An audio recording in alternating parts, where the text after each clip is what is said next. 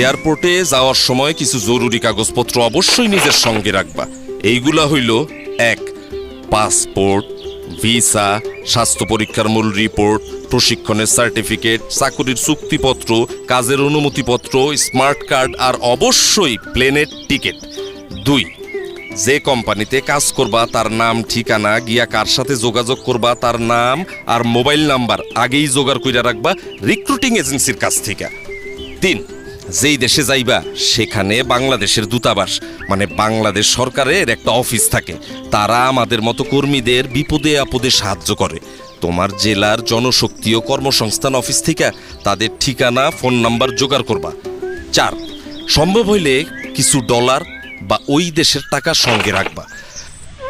আমি জানি বাহাদুর, আপনজন ছাইরা বিদেশ যাওয়াটা কেমন কষ্টের, তাই মনকে সব সময় শক্ত রাখবা। সেই দিনটার কথা ভাবো যেই দিন তোমার কষ্টের কামাই করা টাকা দিয়া তোমার পরিবার ভালো থাকবো, তখন কষ্টরে আর কষ্টই মনে হইব না। সিকিউরিটি চেকিং এবং কাস্টমস চেক। অবশ্যই এয়ারপোর্টে তোমার প্লেন যেই সময় ছাড়বো তার 3 ঘন্টা আগে হাজির থাকবা। এয়ারপোর্টের ভেতরে ঢোকার পর তোমার সব ব্যাগ স্ক্যানিং মেশিন দিয়া চেক করা হইব। ব্যাগে কোনো বিপজ্জনক জিনিস আছে কিনা তা পরীক্ষা কইরা দেখা এয়ারপোর্টের সিকিউরিটি অফিসার তোমার শরীরও চেক করব। তুমি ঘাবড়ায়ও না কিন্তু। Check in. চেক হয়ে গেলে তোমার নিজের এয়ারলাইন্সের কাউন্টার খুঁজা বাইর কইরা লাইনে গিয়া দাঁড়াবা। তোমার সিরিয়াল আসলে পরে কাউন্টারে টিকিট ও পাসপোর্ট দেখাইবা। ছোট ব্যাগটা নিজের কাছে রাইখা বাকি ব্যাগ কাউন্টারে দিয়া দিবা। কাউন্টারের লোক স্টিকার লাগায়া তোমার বড় ব্যাগটা নিয়ে যাবে। ব্যাগে স্টিকার লাগানো হয়ে গেলে মনে কইরা বোর্ডিং কার্ডটা নিবা। এই কার্ডে তোমার প্লেনের সিট নাম্বার লেখা থাকবে। এয়ারপোর্টের দেয়ালে লাগানো বড় টেলিভিশনে নজর রাখবা।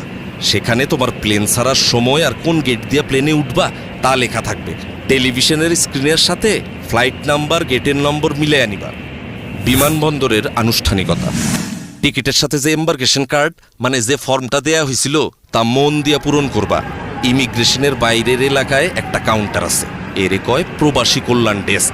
এইখানে যারা বিদেশে চাকরি করতে যায় তাদের সাহায্য করা হয়। দরকার হইলে ডেস্কের অফিসার তোমার এম্বার্কেশন কার্ড পূরণে সাহায্য করবে।